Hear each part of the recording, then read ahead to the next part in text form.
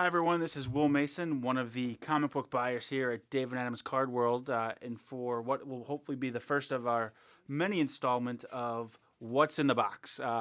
Every week here at David Adams, we get in new shipments from CGC for graded comics that we've sent out. Great comic books that you can find on the site on a regular basis, an inventory that we're always adding to as well. So what we thought would be a nice little way to show off some of the books that we'll be getting in some in the meantime, as we get boxed in, we will be opening them on camera, and you can see firsthand what new books we'll be adding on a regular basis. So let's get started. We'll have this get this opened.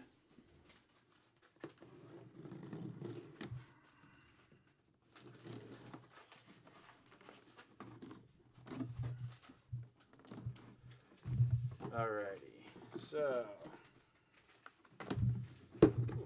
well packaged. Okay, so our first one is, there's definitely a theme to this box. The Amazing Spider-Man 31. Significant issue in the Spider-Man history. This is actually the first appearance of many of Spider-Man's supporting casts who are non-villains, so to speak. It's the first appearance of Gwen Stacy, character famously linked as Spider-Man's Peter Parker's girlfriend. Would unfortunately meet her tragic demise in issue 121, as well as Harry Osborn, one of Spider-Man's best friends throughout the series.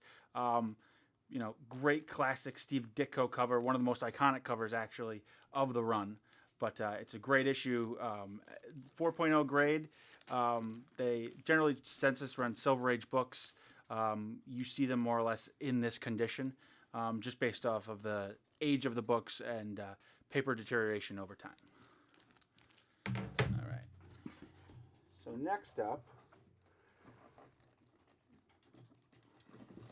we have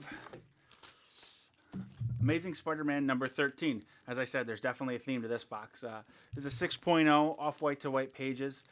This is the origin and first appearance of one of Spider-Man's famous villains, Mysterio.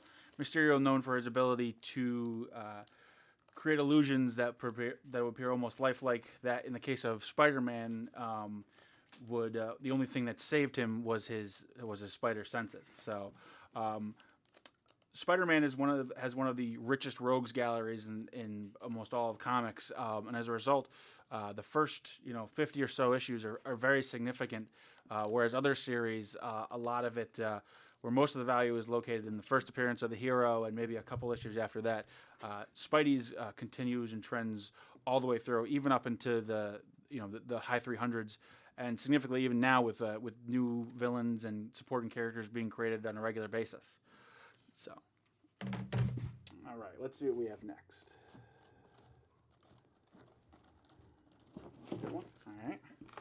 All right. Now, this one is a Amazing Spider-Man 15, 5.5. You'll notice that unlike other ones, this one has a purple label on it. What that means is that CGC has designated that this comic has been restored. So in that case, what happens is restoration could be very minor. It could be just someone took a marker and touched up bits of the cover. It could be even more significant. It could have been chemically cleaned. It could have been trimmed. Pieces could have been added to it. Staples could have been removed, and things like that. So in this case, this one has a small amount of cover touch on the cover, so it received a C1 designation, which is, in terms if you were to have a scale of restoration, it's very minimal. So, but this is another first appearance of another one of his famous rogues. This is the first appearance of Kraven the Hunter. Kraven, mostly known for the famous series or famous story, Kraven's Last Hunt. It also features the first mention of Mary Jane Watson. Mary Jane Watson, like Gwen Stacy, is the other side of the coin, so to speak, of Peter Parker's love interests. He would go on to marry her, and then eventually have a family. They've retconned it out since then, but a very prominent character in the history of Spider-Man.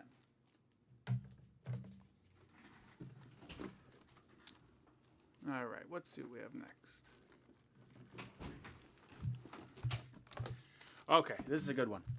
Spider-Man, Amazing Spider-Man 50, CGC 5.5. Classic Steve or John Romita cover. I'm sorry. Also features the first appearance of the Kingpin. I'm sure many of you, if you've seen the Daredevil Netflix series, played by Vincent D'Onofrio, he's more often than not associated with Daredevil because of his constant feud with him.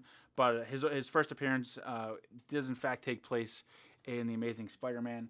Like I said, classic cover, features some of the some great, amazing John Romita art. John Romita is one of the most iconic Spider-Man artists there were. His son, actually, John Romita Jr., would go on to draw Spider-Man in the late, mid 2000s. So a book like this in this condition, probably running around $250 to $300 in terms of value. Well, like I said, it just goes further to the point that Amazing Spider-Man key issues, there are many of them. They're very, as opposed to other series where it's, one issue in the very beginning and then a small handful here and there. Spidey has key issues up and down its entire run, from 1 to 700 actually. So, all right, let's see what we got next. This is a great one actually. Here we have a Amazing Spider-Man 39 CGC 7.0. This is actually the first John Romita art on the title. Up until this point, Steve Ditko had handled all the art responsibilities from Amazing Fantasy 15 and then Amazing Spider-Man 1 up until issue 38. So it's another classic cover featuring the Green Goblin and capturing Spider-Man. It's also the reveal that the first time it's revealed in comics that Norman Osborn was in fact the Green Goblin. Like we said before, issue 31 featured the first appearance of Harry Osborn. Norman Osborn didn't debut, I believe it was until Spider-Man 37, even though the Green Goblin debuted in Amazing Spider-Man 14. Estimated retail on a book like this is probably right around the $200, maybe $250 range, but 7.0, great condition, great colors on it. So always a great find when you see one of these in a collection for sure. So, all right, we'll do one more.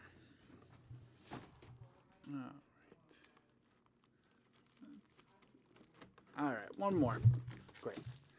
All right, and finally we've got an Amazing Spider-Man number 20, 4.0.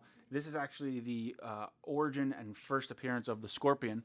Another classic Spider-Man villain, created by J. Jonah Jameson. Yes, the J. Jonah Jameson, as a way of finally bringing Spider-Man down. Interesting of note, a lot of times with these Spider-Man books, the character would appear twice, so to speak. So, for example, the issue 20 is the origin and first appearance of the Scorpion. His secret identity, or Mac Gargan, his origin and his first appearance is a cameo on the last page of Amazing Spider-Man 19. So in terms of comic book collecting, a lot of times it's the first appearance, the first full appearance that tends to boost the value of the book, whereas the cameo, it's still sought after, but it's not as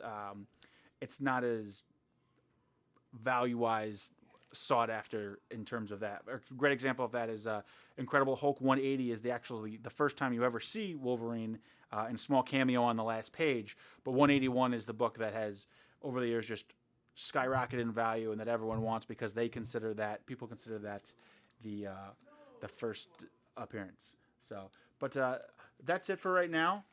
These books should be available on our site relatively soon. We're constantly getting CGC books on a regular basis.